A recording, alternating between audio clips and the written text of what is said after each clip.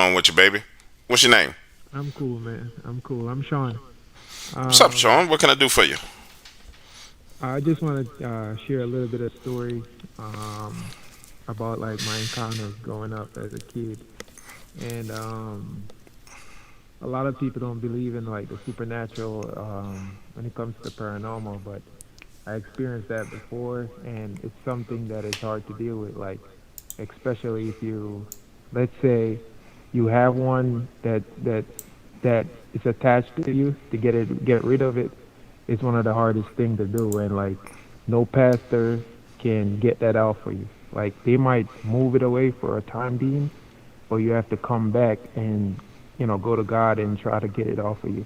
Case in point, I had like when I was a kid, I think because of the land that I grew up on, I challenged a spirit before, like literally challenged it, because it was like active on the land, and it was like bothering me. And I said, okay, like me and you was gonna face off. So we faced off, and literally the spirit haunted me for 10 years.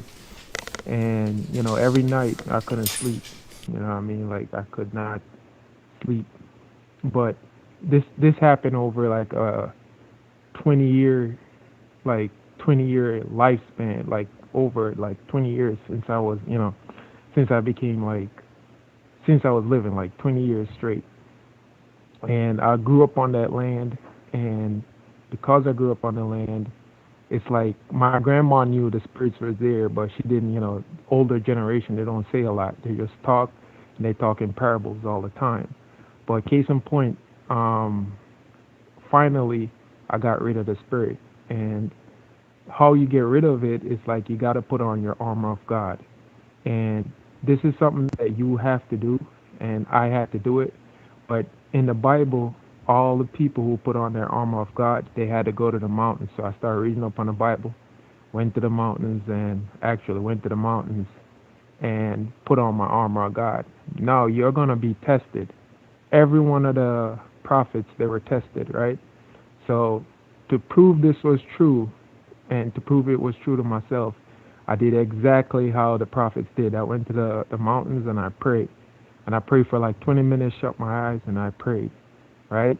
And the spirit that was attached to me, it didn't let me sleep. If I had to sleep, I would have to sleep with the sheets over my head. You know what I mean? Because of the situation. Now, long story short, after I finished praying and I put on the armor of God and I started praying, I got home and there was a goddamn gun pointed to my head. Now, I had my stuff on me. I could have dropped the person, but it was a test that was between me and that spirit. Like that spirit hopped into somebody else, and the Lord was testing me to see if I actually changed. And I didn't hurt the person, and the person walked away. And ever since then, I can go to bed and sleep, and nothing mess with me. So for people who mess with the supernatural, I would say, yo, don't, because that thing is. Don't even challenge him. Don't talk to him. Just leave him alone and go about your business. Because for real, you don't want that work with him. I'm with you, brother. You leaving a lot out of that story, though. I get what you're saying, but you're leaving a whole lot out of that story. And I guess you're leaving it out because you're uncomfortable talking about it. Um, Not re Not really. It's just that it happened like over, and it's a really great story, and I wanted to like talk to you about it and like give you the whole info, because I think a lot of people would like it, and it would actually give people a better insight into the supernatural. And like I said, this happened to me from I was a boy. So me and my little cousin, he seen it as well. And as I got older, I started putting the pieces together, between my life to find out that the land that I grew up on was haunted. And what was the background of the land? Was it Native American land? What kind of land was it? well, it was passed down to my grandma. She didn't say why, but I can even give you some speculation how I knew the land was haunted. Now, this land is on a hill, and there was a part of the land, two parts of the land where one part it's like it was always it was never cut. That part of the land scared me. Like even my little cousin, like we used to like play with kites, paper kites and all that.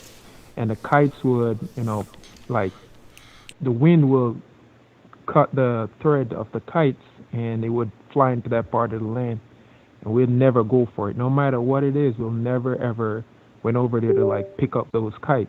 But anywhere else we would just feel, we'll feel like it's okay to pick it up. Now there was another part of the land where it would bear a lot of fruits, such as, because this is in the Caribbean, it would bear like breadfruit, ackes, apples and all that type of stuff. And there was a section that my grandma would pick from, but we couldn't pass. We couldn't pass the other section to go up and say, hey, and pick though. Even though the stuff there was a plentiful, like there's a lot of stuff, we she would not allow us to go up there. Now, that part there was a house next to it, and the people there was always fighting each other until they left that part of the land. Now, after those incidents, after those incidents happened when I was a boy, when I became a teenager, my first run-in with this, entity is like I'm sitting down, playing Game Boy Advance. That's the first time they came out, and I'm sitting there playing it, and there was a lady below my grandma on the same piece of land, same piece of property. She came up and she was like, I can't, there's a problem going on. I can't open my bathroom. So she asked for me and she's like, yo, where's Sean? And my grandma said, Sean ain't here. So, and I could hear him. So I popped out of the back room and I'm like, yo, I'm here. She's like, well, I need some help with my bathroom. I said, okay, I'll be there in a minute. Now, my grandma, she don't really like to talk. Like, if she talks in parables. So she said, like, where are you going? I'm like, I'm going down to help the lady. And didn't you hear what she said? Like, her bathroom weren't open. And as a teenager, you feel like you're strong and all that. So long story short, she looked at me, my grandma looked at me and said, hey man, don't leave the house, stay inside. I'm like, nah, I got this. Now, walking up to this person's property, it's on a hill, and it's on a like a little um, slope. So you're going upwards, and actually your steps are made out of tires because it's the Caribbean, so we kind of do stuff different. So it's made out of tires, and I'm going up, and there's a cat in the middle of the steps, and she would not move. The cat would not move. Now I'm walking up to this cat, and I walked all the way around him. He didn't move, and this cat had a Bengal. He looked like those Bengal colors. He was like brown and white, and the cat turned his head in like a 180-degree angle and looked at me. Now when I reached this person's like, I reached, I think I reached their step. I stepped on their step, this lady's step. My immediately my head starts swelling. Like it almost felt like my head grew as soon as I stepped on this person's step. My whole body became hot. Now, another thing I learned, and because I did electrician, my teacher used to say that the ear has information, and positive and negative. Positive, there's electrons, protons, and neutrons inside of the ear, so it sends information all the time. So one thing I picked up is that when you're around an entity, it reacts two different type of way. One way, it will suck out all the energy out of the ear, so the ear would become cold or hot. And when I stepped into that room, the ear was actually very, very hot. Like I was sweating, like sweating. My clothes was drenched in like a matter of seconds. Now the lady looked at me and she was like, "Hey, this is the door." Now when I hold on to her door, the bathroom door, it sends like a jolt, like a shock, like a static electricity flew all the way from my hand right down to my tailbone, right back to my head. And I looked at her, turned and looked at her, and I said, "Ma'am, I can't help you." And I ran, I ran out of the house, ran up the hill, and my grandma looked at me and said, "I told you not to go anywhere." You know what I mean? And she smirked, like she smirked. Now, the craziest part of this story, it's a very, very long story, so I'm gonna give you the craziest part for all the non-believers out there who don't believe in the Bible and don't believe in a higher power. Now, when I challenged this thing, right, it became more powerful and it attacked my grandma. And that's the first time I actually seen a spirit attacking someone. I didn't see it physically, but let me explain. So I challenged it, and I'm guessing I was too strong for it. So a couple days after, it attacked my grandma in her sleep. Now my grandma sleep with her lamp. Like she's like 89, so she don't really like electricity. She likes those older lampshades. Now I see why she liked it because fire, like the heat of a fire, can tell when spirits are around. Like the way it blaze and dance, it dance differently. So when I went into that room, because my room is in the back, I I'm actually I actually heard her sleep talking. So I got up, went in her room, and I can look at the lamp, and the fire was dancing in a very very aggressive manner.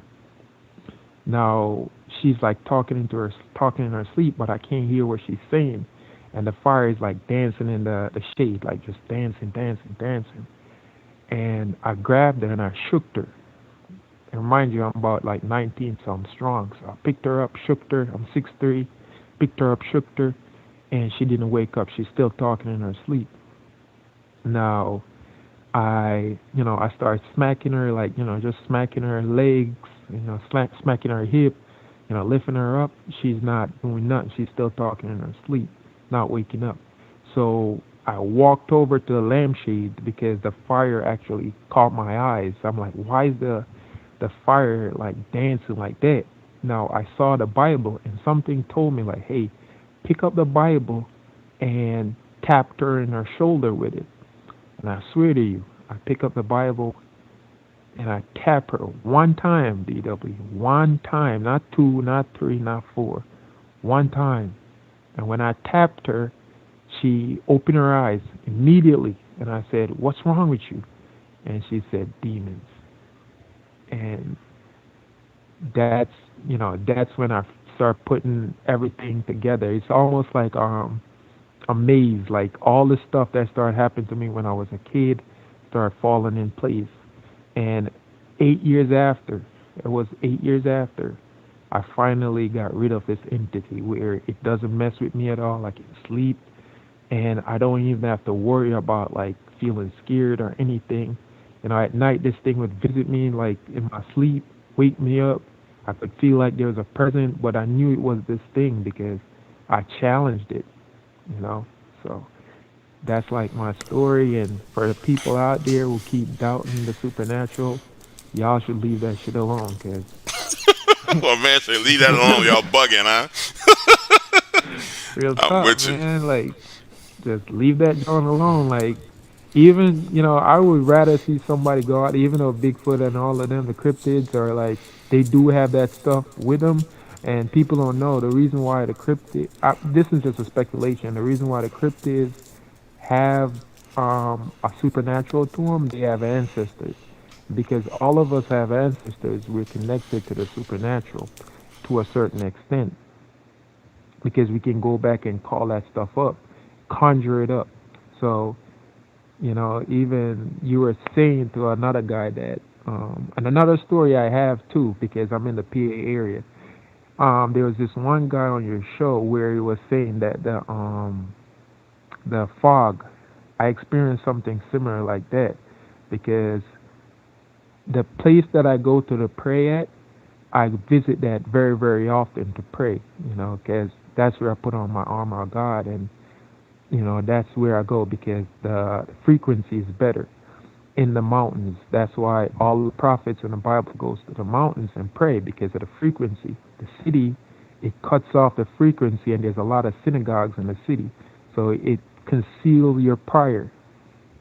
That's why the mountains are always good. So, long story short, I went up there one time, and the same way the guy described the fog rolling in, and he was saying there's creatures in these fog that will take you. I kid you not, I can box, I can fight. I've been in the ring. So, long story short, I got into this mountain and said, okay, I'm gonna do my prayer and I'm gonna do a small hike, right? Now, when I got there, I know how fogs look. I drove through fogs all the time, and this fog was different though. It was almost as if when you have a snow, like there's a snowstorm and there's an avalanche, and then after the avalanche settle, you see that there's debris, like this fog debris flying in. That's exactly how it looks. It looks like a avalanche with a smaller debris of like snow coming forward. And while I was there, when I saw that fog, immediately all the hair on my body started standing up, and I, my bowels started to move. I, I think I pissed for at least 2 minutes straight. Now people might be looking at this and say, "Man, you just wanted to pee," but I'm gonna tell you something. Animals, human beings, when you're all gearing up, when your flight or fight response is triggered, your bowels will move. And then when you're faced with an enemy that is stronger than you, your body is going to release its bowels to make you a lot lighter and faster and swifter. As fighters, we would go to the bathroom and we'd sit there for half an hour just to release our bowels. Now, I pissed for 2 minutes straight, and even after I finished peeing, man, I still wet myself. And the whole time my adrenaline is kicking, right? Now when I got, because I was going up in the mountains to do that mini hike, I didn't pray yet. So when I got back down, I'm like, nah, there's something wrong, I'm not gonna do this hike. I saw a guy and he was like 6'4", and I said, yo, my man, like, is the fog always like that? And he looked at me, but he didn't look at me like I was an idiot. He looked at me like, at least you got some common sense. That's the look he gave me. And he said, he didn't say much. He just looked at me and said, this fog is like different. I don't know what it is. But the guy worked at that, he worked, because there's like, that mountain has a sanctuary. It's almost like a sanctuary. So there's people who come there and they give them tours. Now, when he said that, he looked behind him and there was a group of people start coming up, because I guess they wanted to do a tour. His eyes was darting like, what should I do? Eyes was bug-eyed open. And there was two girls that was also part of the sanctuary, and they said, listen, we can't have you guys hiking today. We're going to ask you guys if you would like to go home, or would you like to wait inside over the other, because across the road there's these buildings there where they would give you your wristband and all that type of stuff and tell you where to hike in the mountains and all that. So they say, would you like to wait in the waiting area, but we can't have you guys on the mountains. And the way they look scared. At least the people who are a part of the sanctuary look scared, but not the people who were like going there to get their daily hiking in. So I thought that was creepy. Now, when I left that mountain, man, I still even have video of that too. When I left that mountain and I got off I didn't, my adrenaline was still kicking until I got completely away from that mountain. It was the craziest experience I ever felt. But that story where the gentleman said that, with the warning, danger, and he ran to his house and this thing just jumped out and grabbed a bear out of the fog. I think that story is real, man, and that's all. That's what I wanted to share with the people out there, and just leave the supernatural part of the stuff alone, man. Just leave that part alone. Just enjoy it from a distance. Nah, I'm with you, bro. Let me help you with two things though. So if you ever run across anything, there's nowhere that you need to go to put on the spiritual armor of God. We can Mhm. put it on right now where we're sitting. Second thing you gotta understand is it doesn't matter what spiritual entity you face, you have no Mhm. power in the spirit realm to face it except for the power from God. People get it confused. So I'm from Mhm. New Orleans, right? And Right. like here we have a keen sense of this because in New Orleans people go and they do various spiritual rituals and spells and things because they're in search of power to make money, Right. power to influence other people, power to do these things. And so they become into covenants and partnerships with spirits. They'll go and buy Mhm. a come to me candle to get a guy to come to them that they want. They'll go and buy a cash candle to get money to come to them. So the spirit realm exists. um, Mhm. and all power that we have in that spirit realm is going to be through some spirit. So if you are a worshiper of God, a worshiper of Jesus Christ, then you depend on his power to defend you from anything. And you don't go picking Mhm. fights with things because if you're not right, then you will get your butt whipped. And how what do I mean by not being right, right? So the Right. legal Right. grounds that they attack you through is your walk in as a Christian or your walk as a person. So if you living in sin, completely unrepented sin, then they have legal, I mean literal legal ground and legal basis to touch you and do things to you. So it really boils down to repentance and understanding the power that you have through Jesus Christ or through God, and that's the only power you have. If you understand that, then you can ward off a whole bunch of things. But technically, it's still not you. It's God doing it, and it's you walking in the promises that God have made to you, and you'll be fine. And that's what most people in the paranormal field don't understand. I have a keen understanding of it because of where I grew up and where I am now. It literally happens all day long. When I tell you, I know people who work with marine spirits now. I know people who work with Papa Legba.